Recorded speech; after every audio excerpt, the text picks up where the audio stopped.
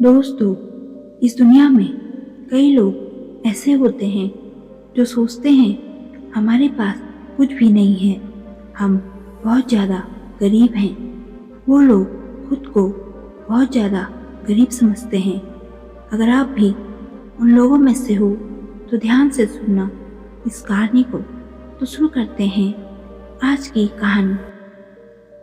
एक बार महात्मा बुद्ध एक गांव में प्रवचन दे रहे थे। गांव के लोग उनके प्रवचन सुनने के लिए दूर दूर से आते और उन्हें अपनी समस्याओं के बारे में भी बताते। बुद्ध उनकी समस्याओं का हल निकालते और वे सभी लोग वहां से खुश होकर अपने घर की ओर जाते। उसी गांव के रास्ते में एक गरीब स्त्री भी बैठा करती थी। वो स्त्री गौतम बुद्ध की सभा में आने जाने वाले लोगों को बहुत ही गौर से देखती और उन लोगों को देखकर बहुत ही हैरान हो जाती और सोचती ये सभी लोग बहुत ही दुखी होकर बुद्ध की सभा में जाते हैं और जब बाहर आते हैं तो बहुत ही खुश होकर आते हैं। आखिर बुद्ध इनको ऐसा क्या देते हैं? ये सब बातें सोचते सोचते वो मन ही मन में कहने लगी, कल से मैं भी बुद्ध की सभा में जाऊंगी और उन्हें अपने दुख का कारण बताऊंगी। अब दूसरे दिन वो स्त्री भी गांव के लोगों के साथ बुद्ध की सभा में पहुंची।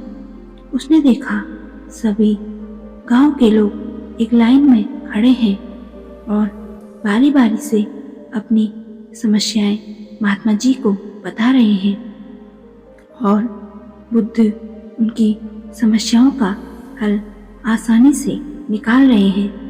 अब वो स्त्री भी उस लाइन में खड़ी हो गई। कुछ देर बाद उस स्त्री की बारी आई तो उसने बुद्ध के चरणों में प्रणाम किया और उनसे कहने लगी, महात्मा जी, इस गांव में सभी लोग सुखी और धनवान हैं। एक मैं ही ऐसी हूँ जो बहुत गरीब और दुखी हूँ। ऐसा क्यों? उस स्त्री की बातों को सुनकर गौतम बुद्ध मुस्कुराए और उससे कहने लगे, तुम इतनी गरीब और दुखी इसलिए हो क्योंकि तुमने आज तक किसी भी व्यक्ति को कुछ भी नहीं दिया है। बुद्ध की बातों को सुनकर उस स्त्री को बहुत हैरानी हुई और उनसे कहने लगी, महात्मा जी, भला मेरे पास किसी को कुछ देने के लिए है ही क्या?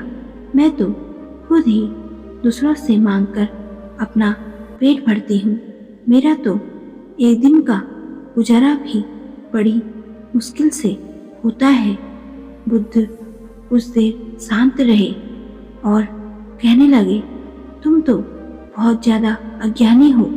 तुम्हें तो कोई ज्ञान ही नहीं है। भगवान ने तुम्हें लोगों को बांटने के लिए बहुत कुछ दिया है, जैसे तुम्हारी मुस्कुराहट, और तुम अपनी मुस्कुराहट दूसरों के साथ बांट सकती हो। इससे दूसरों के चेहरे पर भी मुस्कुराहट आएगी और ऐसे तुम दूसरे लोगों में एक आशा जगा सकती हो। दो हाथ दिए हैं जिससे तुम लोगों की मदद कर सकती हो। मुंह दिया है जिससे तुम दूसरे लोगों से मीठे शब्द बोल सकती हो और उन लोगों की प्रशंसा कर सकती हो। याद रखो, भगवान ने जिसको ये 3 चीजें दी हैं वो व्यक्ति कभी गरीब नहीं हो सकता। गरीबी का विचार व्यक्ति के मन में होता है। ये बस एक वहम है। इसे अपने मन से निकाल दो। कभी भी अपने मन में गरीबी का भाव पैदा मत होने दो। इससे तुम्हारी गरीबी खुद ही दूर हो जाएगी।